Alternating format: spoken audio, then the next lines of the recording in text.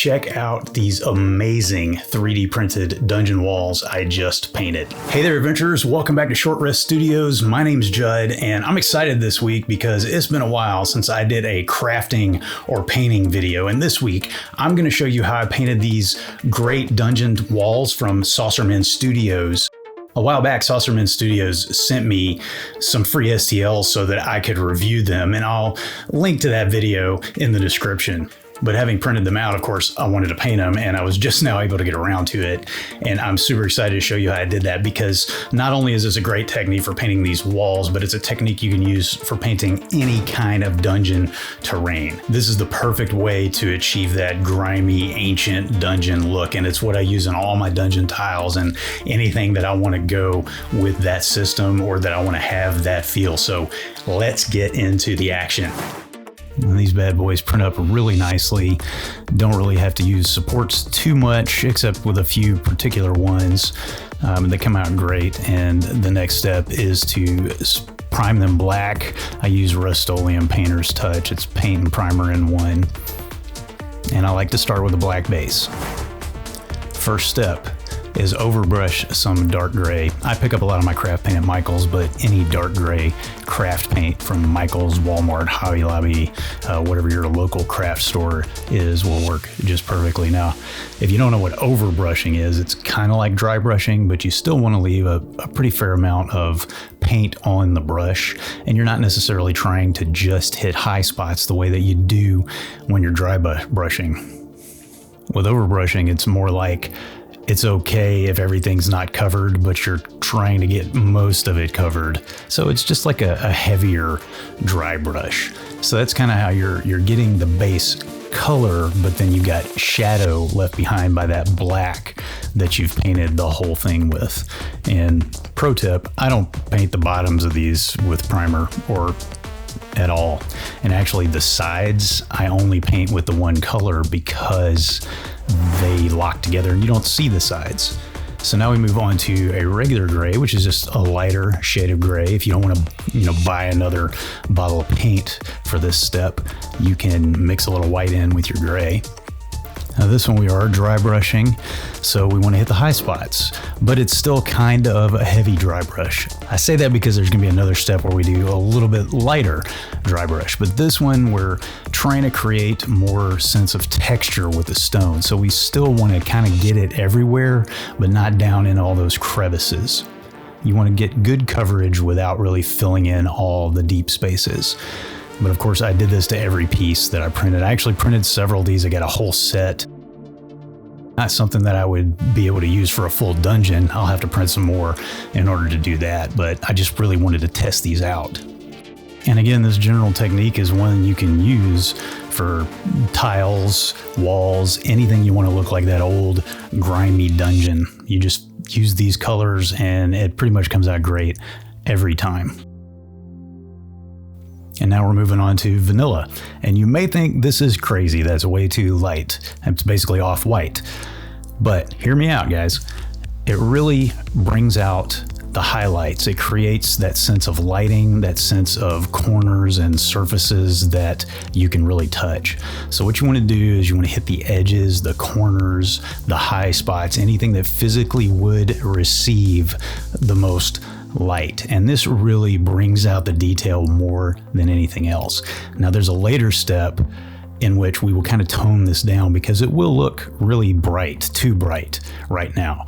But later on, we're gonna add a wash that will bring it all together. It'll meld those colors together better and it'll tone down the brightness of it. But you wanna make sure you hit anything like, you can see there's a scratch in the top of that wall. I wanna really highlight that indentation with my dry brushing. Anything like that, any details like that. You can see it's got these little rivets. You might want to paint those with a metallic color just to make them a little more realistic, make them stand out a little more, but it really works great just to hit them with that white dry brush and really bring out that detail more. And you want to be careful not to get it on too thick, but at the same time you can usually smooth it out. This technique really shines on these pieces because you've got so many corners to highlight. You can really get a good look at how it works.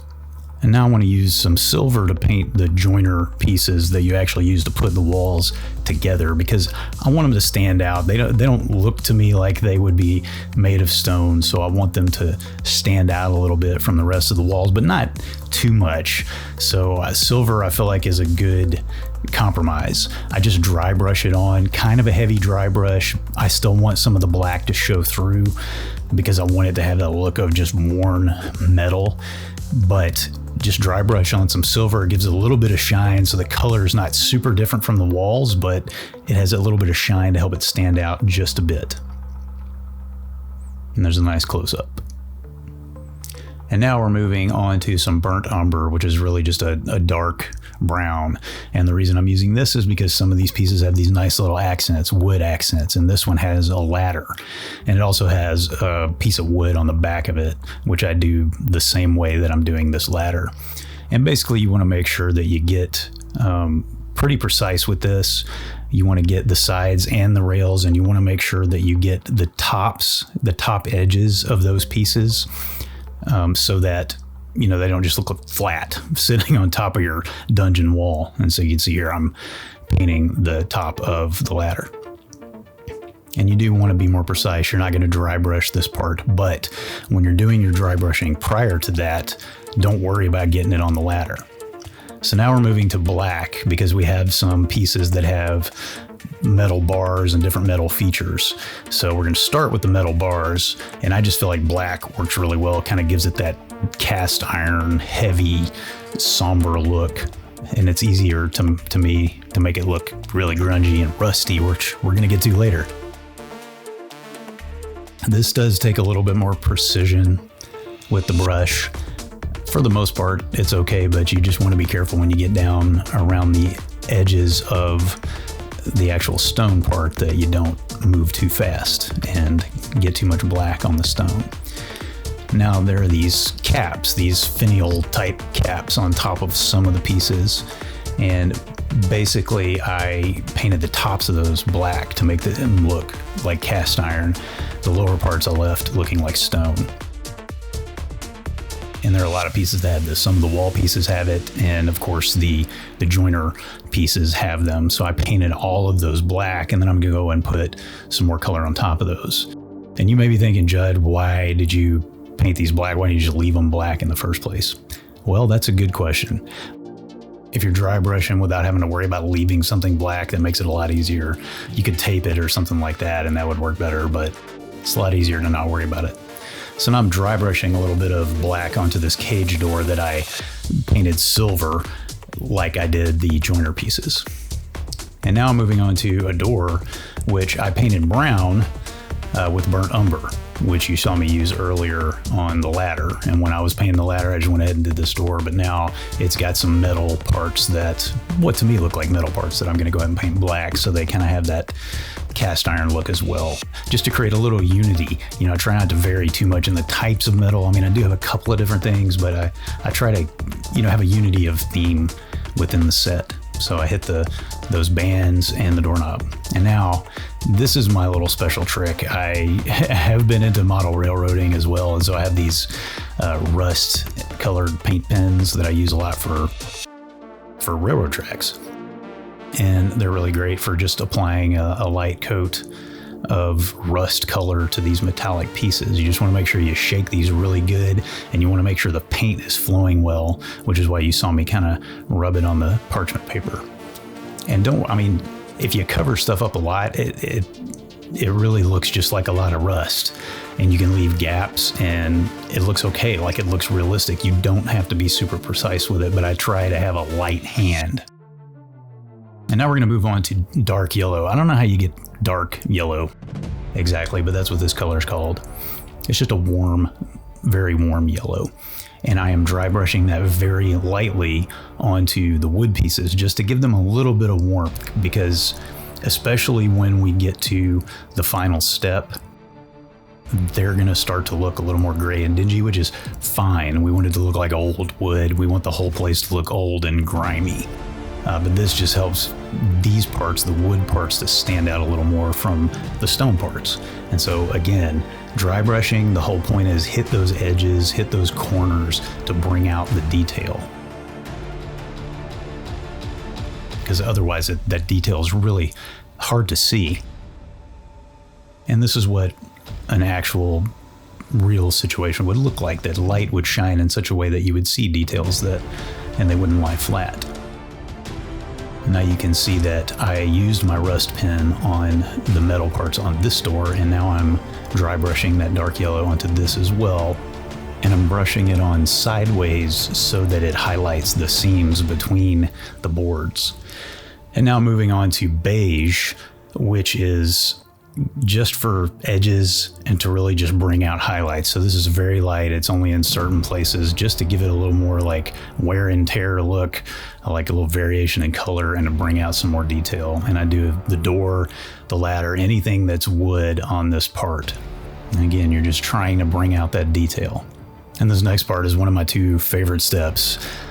Bronze. I don't have any bronze craft paint, but I have some bronze miniature paint, and I don't need a lot of it. So I grabbed it and I dry brushed these metal caps on top of some of these wall pieces and on top of the joiner pieces. I just wanted them all to look the same, again, have that unity of color. Now there's another piece that you're not going to see me paint in this video that I painted when I did the review of these walls a while back, and it'll be in the final product, but it's got this compass on the wall, sort of design on the wall, and I painted that the same way. Gave it a black base and dry brushed on that bronze just to give it that look of aged bronze.